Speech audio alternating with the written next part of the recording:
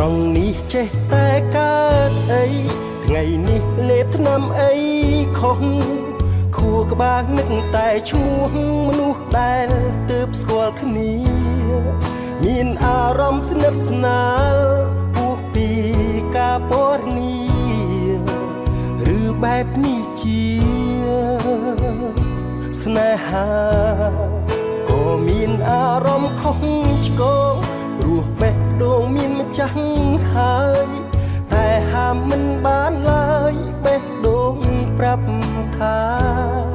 គេក៏ចូលចិត្តខ្ញុំ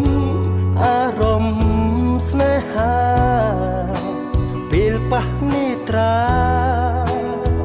ចិត្តភ្លៀងភ្លឹក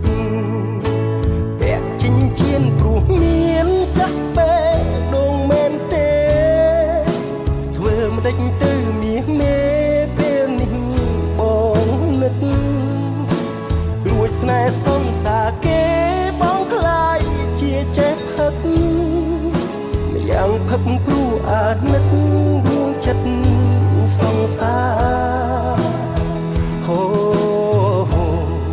បើមានសងសាររៀងខ្លួនបេះដូងអង្រួនធ្វើអី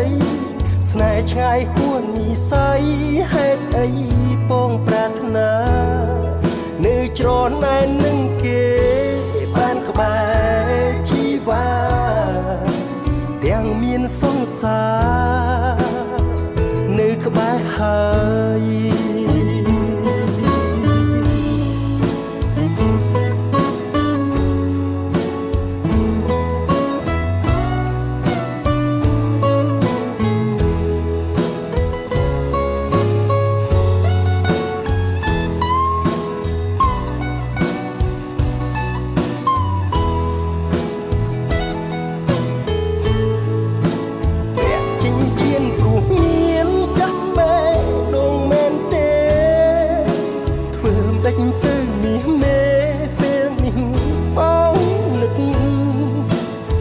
ស្នេហ៍សងសាគេ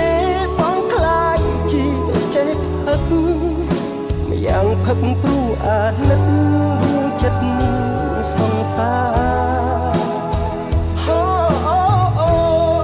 បើមានសងសាររៀងខ្លួនបេះដូងអង្រួនធ្វើ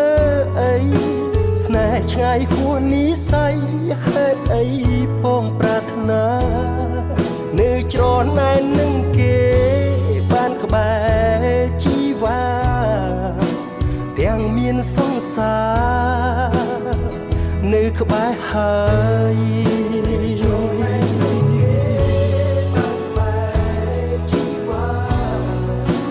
ទាំងមានសងសារ